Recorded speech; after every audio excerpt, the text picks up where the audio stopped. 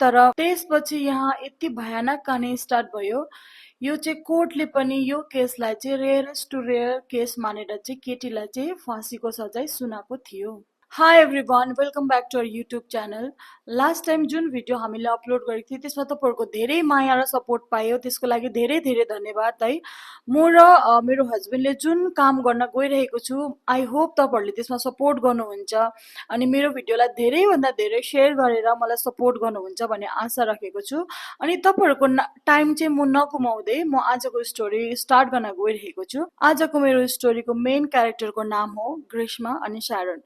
Sharon चाहिँ हो तिरुवनन्तपुरम केरलाको, अनि ग्रीष्मा चाहिँ हो तमिलनाडु कन्याकुमारीको।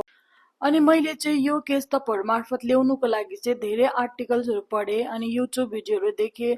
केसको भित्रभित्र गएर कति चिजहरूलाई राम्रोसँगले गहिरासँग बुझेर पढेर चाहिँ यो केसको सच्चाइ चाहिँ म तपाईँहरूको सामने लिएर आएको छु है।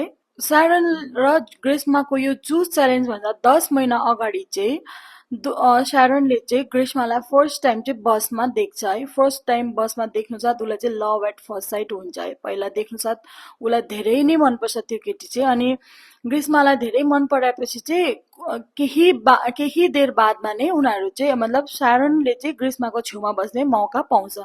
मौका पाउँदाखेरि त्यति नै ग्रीष्मासँग बोल्छ अनि बोलेपछि चाहिँ ग्रीष्मासँग उसले फ्रेन्डसिप गर्छ है। फ्रेन्डसिप गर्दाखेरि नम्बरहरू एक्सचेन्ज हुन्छ, बातहरू हुन्छ अनि फ्रेन्डसिप हुँदा हुँदाखेरि नै शारोन र ग्रीष्मा चाहिँ रिलेसनसिपमा आउँछ। ग्रीष्माको लागि चाहिँ यो रिलेसनसिप चाहिँ एकदम एउटा टाइम पास मात्रै थियो, बट शारोनको लागि चाहिँ यो रिलेसनसिप चाहिँ एकदमै ट्रु लभ अनि उसको लागि चाहिँ एकदमै सिरियस रिलेसनसिप